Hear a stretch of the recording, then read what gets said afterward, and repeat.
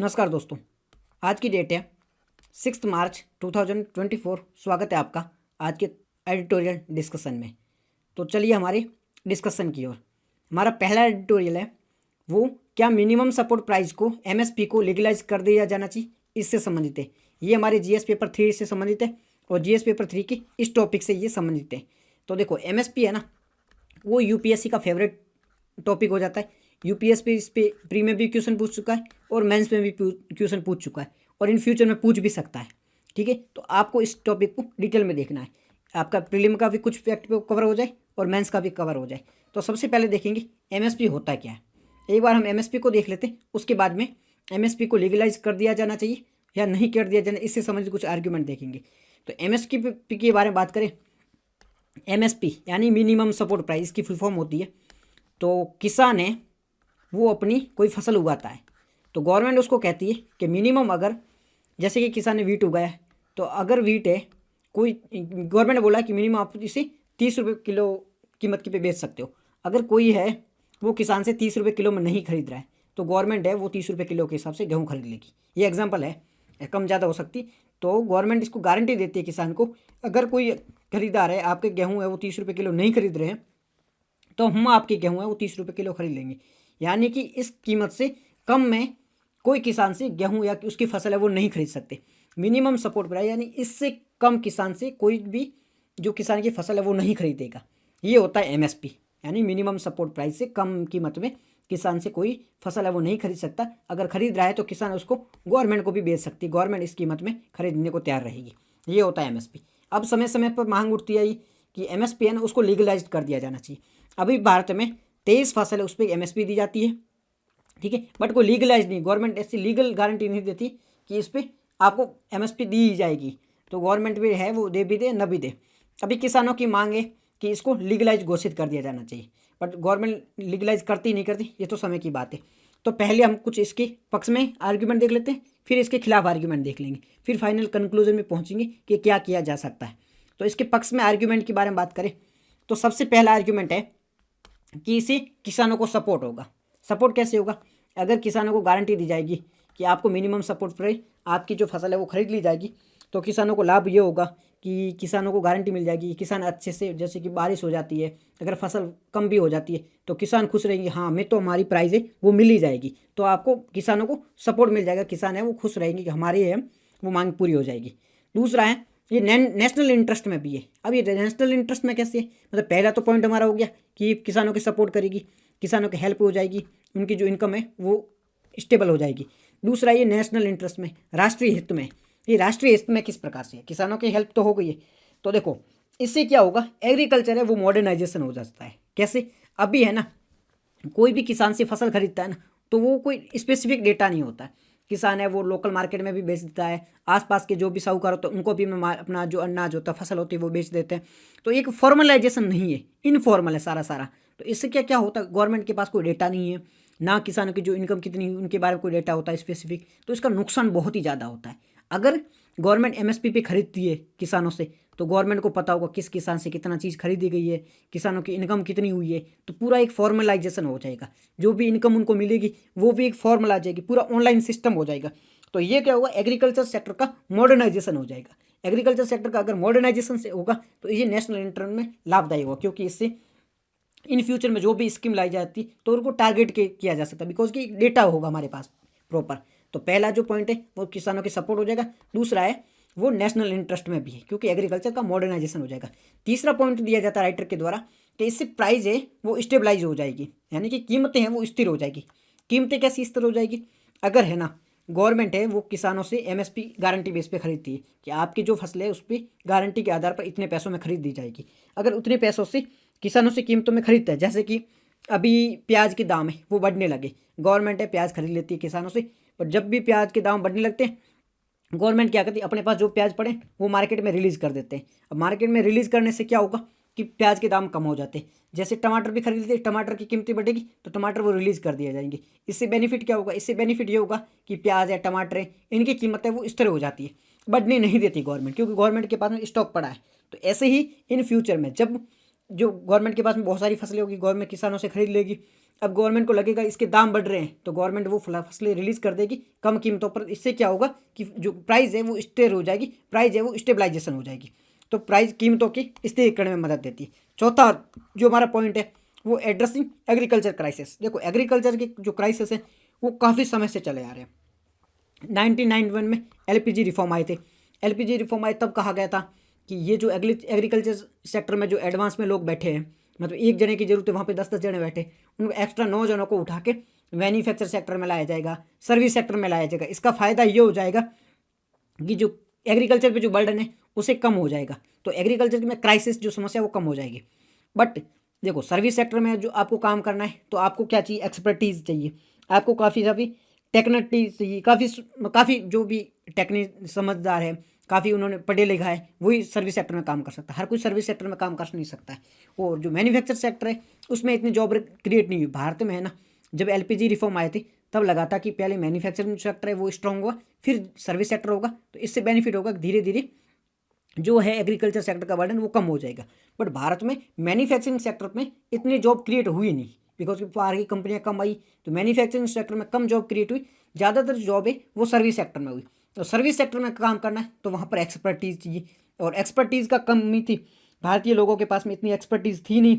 ठीक है, इसकी कमी के कारण वो आगे काम और कर नहीं पाए। ठीक है, इसका नुकसान ये हो गया कि वहाँ पर एग्रीकल्चर सेक्टर में जो क्राइसिस थे वो लगातार चले आ रहे थे, तो इनमें कुछ सुधार नहीं किया गया। तो अगर एमएसपी वगैरह दी जाती है तो एग्रीकल्चर सेक्टर में जो भी क्राइसिस चल रही है उसे एड्रेस किया जा सकता है।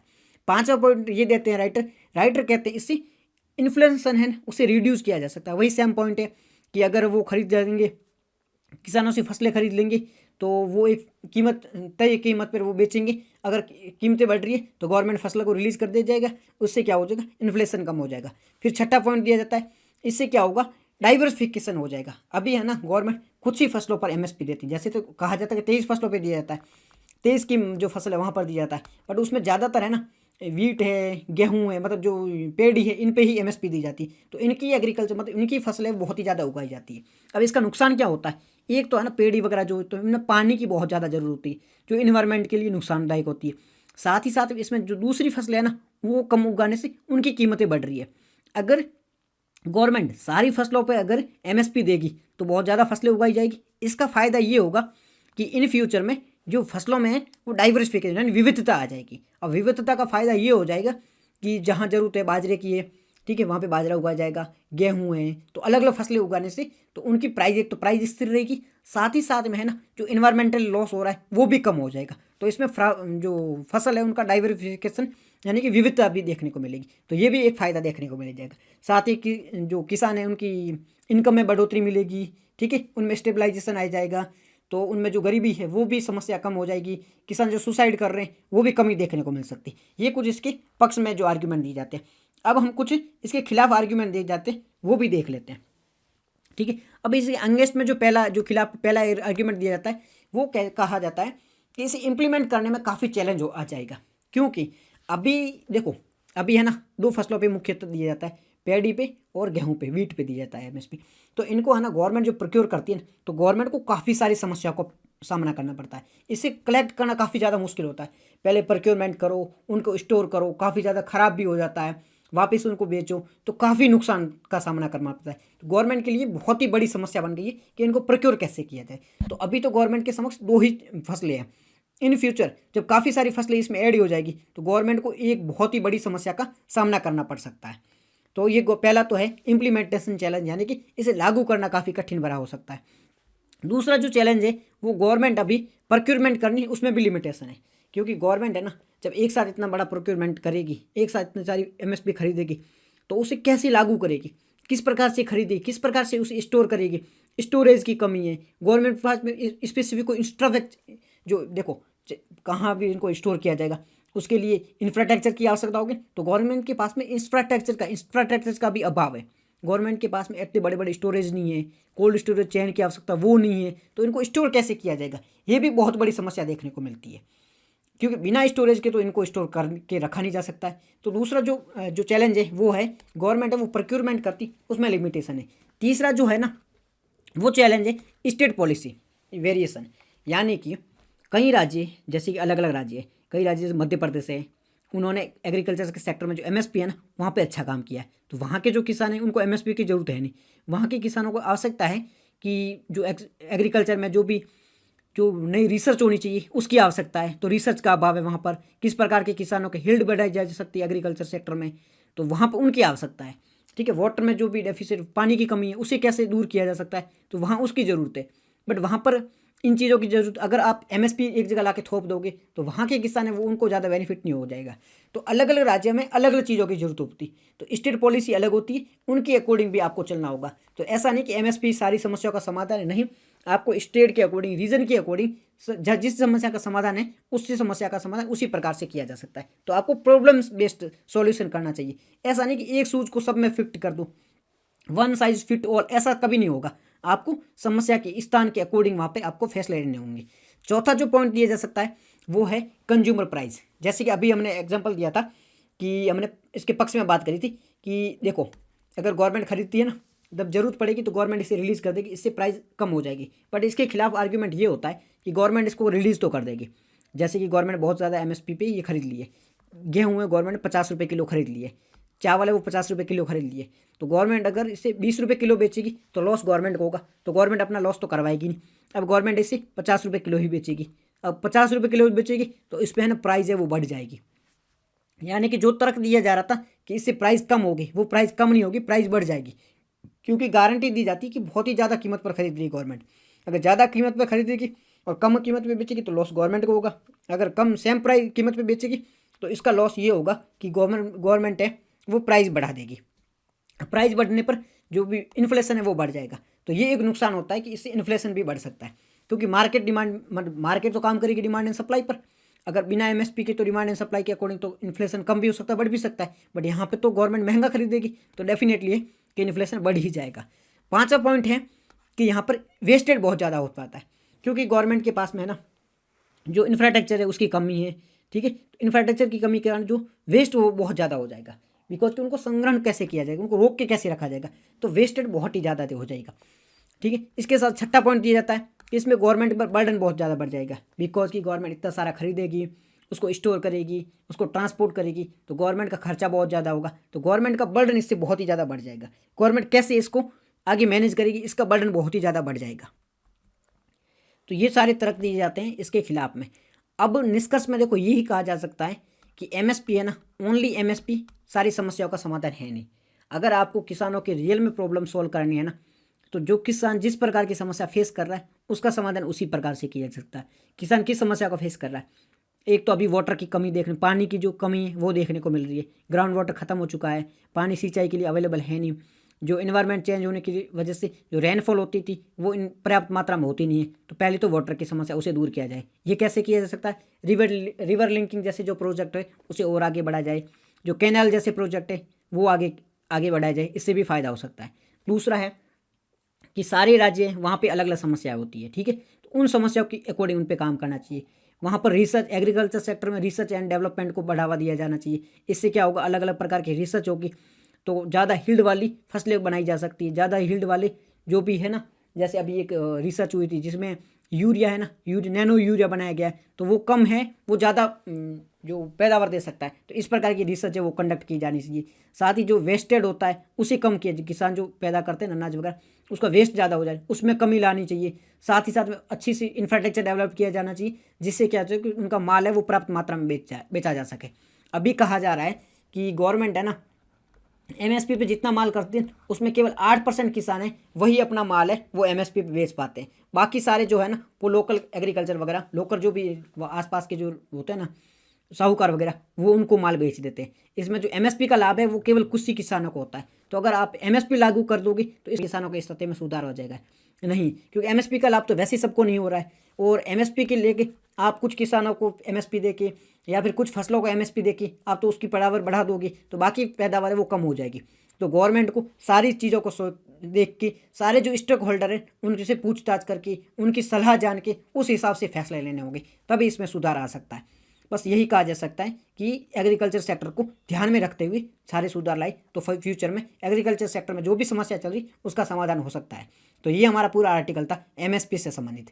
चलते हैं हमारे नेक्स्ट आर्टिकल की ओर। नेक्स्ट जो हमारा एडिटोरियल है वो है इंडिया में यूथ है वो सरकारी नौकरी के पीछे क्यों पड़े हुए हैं, why India youth chasing government नौकरी।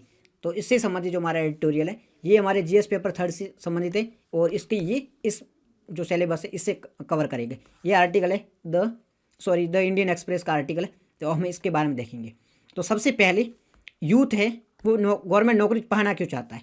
देखो एक कॉन्टेक्स्ट समझ लो। पहले कॉन्टेक्स्ट क्या है कि अभी है ना, आपने यूपी में अभी कांस्टेबल का पेपर हुआ था, उसमें आपने देखा होगा कि 10 लाख फॉर्म है वो भरे गए थे। ये पेपर है वो लीक हो गया था, इसकी वजह से एग्ज़ाम कैंसिल हो गया था, तो 10 लाख फॉर्म भरे गए थे।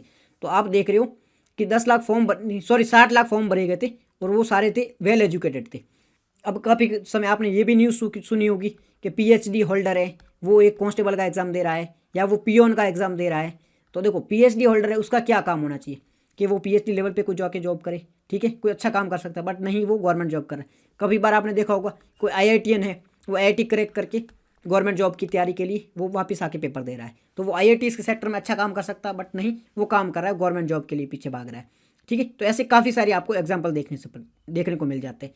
इससे ये साबित होता है कि समाज में अभी जो भी इंडिया में अभी है ना, ज़्यादातर यूथ है वो गवर्नमेंट नौकरी के पीछे ज़्यादा भाग रहे हैं। तो इसका मुख्य कारण क्या है, क्यों यूथ है वो गवर्नमेंट नौकरी के पीछे इतने ज़्यादा भाग रहे हैं। देखो इसके कुछ रीज़न है, पहले तो हम रीज़न डिस्कस करेंगे। इसका जो कुछ मेजर तर्क दिया जाता है वो पहला ये तर्क दिया जाता है कि जो गवर्नमेंट जॉब होता है ना, वहाँ पर जब आप लोअर लेवल बात करते हैं, देखो गवर्नमेंट में लोअर जैसे कि पियोन होते हैं, कांस्टेबल होता है, छोटी लेवल के, वहाँ पर जो सैलरी है ना वो प्राइवेट सेक्टर के अकॉर्डिंग बहुत ज़्यादा होती है। गवर्नमेंट में एक पियोन की सैलरी होगी वो 40,000 हो सकती है, मतलब मिनिमम एक क्राइटेरिया है, बाकी अलग अलग रीजन में अलग अलग हो सकती है, बाकी मिनिमम सैलरी वहाँ पर 40,000 है। तो आप प्राइवेट सेक्टर में की बात करोगे तो वहाँ पर एक पियोन की सैलरी ज़्यादा से ज़्यादा 10,000 12,000 है, इससे ज़्यादा नहीं हो सकती है। तो आप देखो प्राइस बहुत ज़्यादा है, मतलब उसको सैलरी दी जाती है वो बहुत ज़्यादा है। तो पहला तो ये आर्ग्यूमेंट है कि वहाँ पर सैलरी बहुत ज़्यादा है। दूसरा है सैलरी है वो उसकी स्थिरता है, यानी कि स्टेबल है। गवर्नमेंट जॉब आप एक बार लग जाओगे तो कुछ टाइम बाद में आपको कोई ऐसे कह नहीं सकता कि गवर्नमेंट जॉब हटा दिया जाएगा, आपने सही काम नहीं किया आपको ये हटा दिया जाएगा। तो यहाँ पर स्टेबिलिटी ज़्यादा है गवर्नमेंट जॉब में, प्राइवेट जॉब की तुलना में स्टेबिलिटी ज़्यादा है। इसका नेगेटिव ये होता है कि गवर्नमेंट कोई काम करने वाला जो कर्मचारी है ना वो सही से काम करेगा नहीं, इसमें इनएफिशिएंसी आएगी।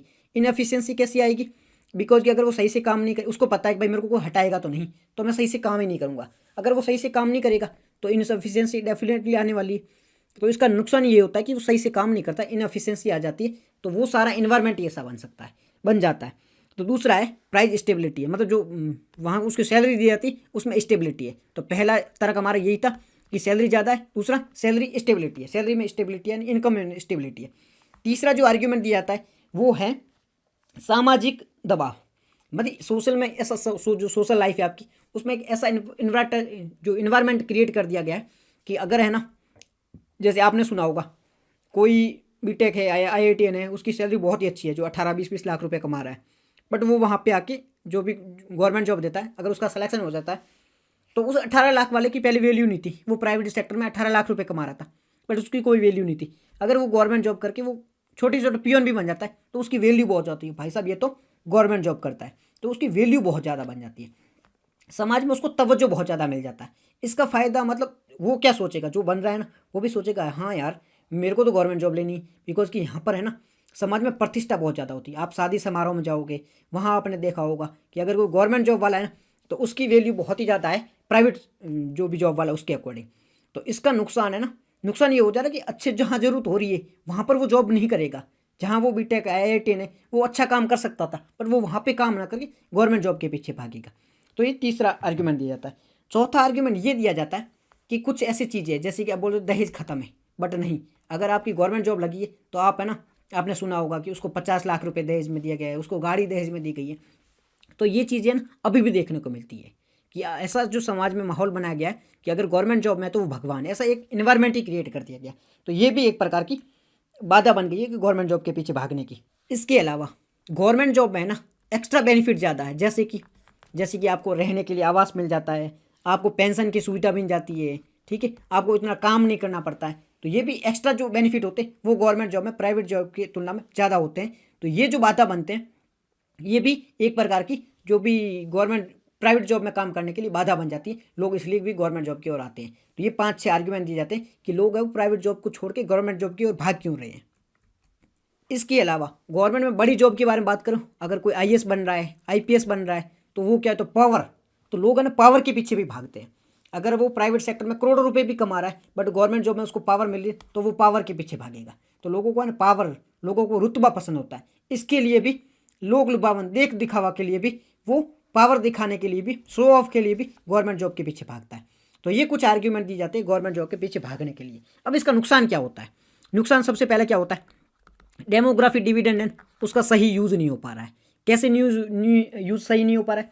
बिकॉज की अगर कोई है ना वेल स्किल वाला बंदा है, जो भी बीटेक वगैरह आईआईटी किया हुआ है, मेडिकल फील्ड में काम किया हुआ है, जो अच्छा डॉक्टर बन के लोगों की सेवा कर सकता था, जो रिसर्च एंड डेवलपमेंट कर सकता था, जो साइंटिस्ट बन सकता था, बट वो उस चीज़ में ना घुस के वो गवर्नमेंट जॉब के पीछे भागेगा तो वो सही से काम नहीं कर पाएगा। क्योंकि वो गवर्नमेंट जॉब में अगर वो साइंस का जो भी है रिसर्च कर सकता था, साइंटिस्ट बन सकता था, अगर कोई वो बन गया है, कोई पियोन बन गया, तो वो अपनी जो भी उसकी कर सकता था वो उस फील्ड में रह के वो काम नहीं कर पाएगा, क्योंकि उसका फुल फील्ड ही चेंज हो जाएगा।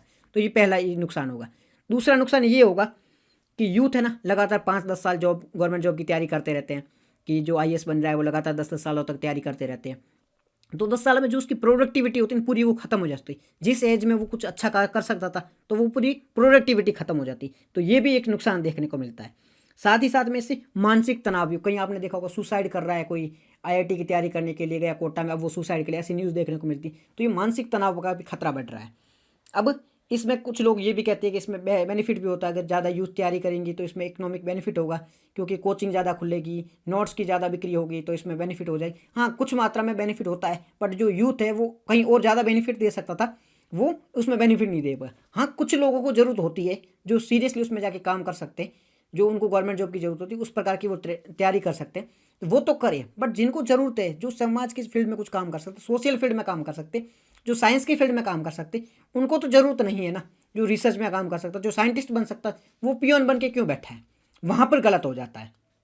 ठीक है जी। अब इसका रेस्पॉन्सिबिलिटी क्या है, मतलब क्यों ये सब हो रहा है? बिकॉज कि सबसे पहले ना इसके लिए रेस्पॉन्सिबल है गवर्नमेंट। गवर्नमेंट कैसे रिस्पॉन्सिबल है इसके लिए? गवर्नमेंट ऐसे रिस्पॉन्सिबल है कि देखो क्या होता है कि प्राइवेट जॉब में आपको काम करना है ना, तो एक होता है गवर्नमेंट सेक्टर। देखो, प्राइवेट सेक्टर में आपको काम करना है तो वहाँ पर एक होता है सर्विस सेक्टर, ठीक है। दूसरा होता है मैन्युफैक्चरिंग सेक्टर। मैन्युफैक्चरिंग सेक्टर में जॉब है कम, ठीक है। सर्विस सेक्टर में जॉब है पर वहाँ पर चाहिए स्किल, ठीक है। हमारे देश में स्किल की है कमी। अब इसके लिए रिस्पॉन्सिबल कौन है? गवर्नमेंट है। तो गवर्नमेंट ने ना स्किल बेस्ड एजुकेशन नहीं दी है, इसलिए है ना यहाँ पर इस सर्विस सेक्टर में स्किल बेस्ड जो काम है उनकी ज़रूरत होती है, स्किल है नहीं तो वो बेरोजगार रह जाता है। तो इसलिए प्राइवेट सेक्टर है वो प्रॉपर जॉब क्रिएट कर नहीं पा रही है, ठीक है जी। मैन्युफैक्चरिंग सेक्टर है वहाँ पर जॉब हो नहीं पा रही है, तो इसलिए जो लोग हैं वो गवर्नमेंट जॉब के पीछे भाग रहे हैं। तो ये तो पहले तो गवर्नमेंट रिस्पॉन्सिबल है। इसके अलावा जब रिफॉर्म आए थे 1991 के, तब कहा गया तो मैन्युफैक्चरिंग सेक्टर है वो काफ़ी ज़्यादा जॉब देगी, but manufacturing job sector job दी नहीं है, ठीक है। इसके अलावा ये भी चीज़ रेस्पॉन्सिबल, और ये भी तर्क दिया जाता है कि देखो स्किल बेस है ना, अगर वो यूथ है तो वो अच्छे से काम भी करेगा, उसको पैसे जो सैलरी वगैरह की वो भी अच्छी दी जाएगी, उसको एलोमेंट जो भी बेनिफिट होते हैं एक्स्ट्रा बेनिफिट वो भी दी जाएंगी। बट ये मेन बात स्किल की कमी है। अगर स्किल प्रोवाइड कर दी जाए तो वो अच्छे से काम कर सकता है, ठीक है जी। ये भी वो तर्क दिया जाता है कि इसकी वजह से लोग पीछे रह गए, जो भी वो काम नहीं कर पाई। अब इसमें क्या सुधार किया जा सकता है? तो पहले वही यूथ को स्किल बेस्ड ट्रेनिंग दी जाए, ठीक है। अगर स्किल बेस्ड ट्रेनिंग होगी तो उससे अच्छी सैलरी मिलेगी, अच्छी प्राइवेट सेक्टर में जॉब मिलेगी तो वो काम कर पाएगा। दूसरा, प्राइवेट सेक्टर में जॉब क्रिएट की जाए, प्राइवेट सेक्टर में जॉब अच्छे से क्रिएट की जाए और जिसकी वजह से लोग हैं वो प्राइवेट सेक्टर की ओर जाए। तीसरा, जो सर्विस सेक्टर की ओर, मतलब जो गवर्नमेंट सेक्टर में इतनी जॉब है उसमें लोगों की और समाज में जो माहौल बना हुआ है उस माहौल को भी कम करना चाहिए। अगर इस प्रकार का माहौल नहीं है, इस प्रकार का एनवायरनमेंट नहीं है, तो वो प्राइवेट सेक्टर की ओर भी जाएगा। और प्राइवेट सेक्टर में जो भी समस्या है जिस वजह से भी हटाना पड़ रहा है बार, अभी देखो एआई ने आ गई, अब एआई की वजह से काफ़ी सारे लोगों ने अपनी जॉब खो दी है, इस वजह से लोगों को भय है कि वो फ्यूचर में अपनी जॉब खो सकते हैं, इसलिए गवर्नमेंट सेक्टर की ओर भागो। अगर इस प्रकार से वो अगर काम नहीं कर पाएंगे तो वो गवर्नमेंट सेक्टर की ओर जाते रहेंगे। तो इन सारे भय को कम करना पड़ेगा, गवर्नमेंट को स्पेसिफिक कोई जो जॉब है वो लगातार प्रोवाइड करते ही जाना है, ठीक है। इसके लिए इसमें जो भी समस्या है उसको समाधान के माध्यम से देखना होगा, और इन फ्यूचर में जो भी आ रही है समस्या उनको देखते हुए इन फ्यूचर में काम करते रहना। अंत में निष्कर्ष में यही कहा जाएगा, यूथ है उसको आप एम्पावर करोगे, उसको राइट एजुकेशन दोगे, राइट स्किलफुल एजुकेशन दोगे, तो वो भविष्य में भारत का निर्माण करने में महत्वपूर्ण भूमिका निभा पाएगा। अगर वो ऐसे ही भागता रहा, ऐसे ही गवर्नमेंट सेक्टर में भागता रहा, तो प्रॉपर काम नहीं कर पाएगा, वो पिछड़ जाएगा और एक समय ऐसा आएगा कि पूरी ये इकोनॉमी है वो तबाह हो जाएगी। तो हमें फोकस करना है कि यूथ को प्राइवेट सेक्टर गवर्नमेंट सेक्टर दोनों में जॉब मिले। यूथ को स्किल डेवलप करवानी है, यूथ में स्किल डेवलपमेंट का प्रोग्राम होना चाहिए, कोर्स होने चाहिए अलग अलग, तो वो काम कर सकता है। तो आज की ये हमारा जो आर्टिकल था वो यूथ गवर्नमेंट सेक्टर में क्यों भाग रहा है इससे संबंधित था। आज की डिस्कशन में इतना ही था। Thank you very much for discussion.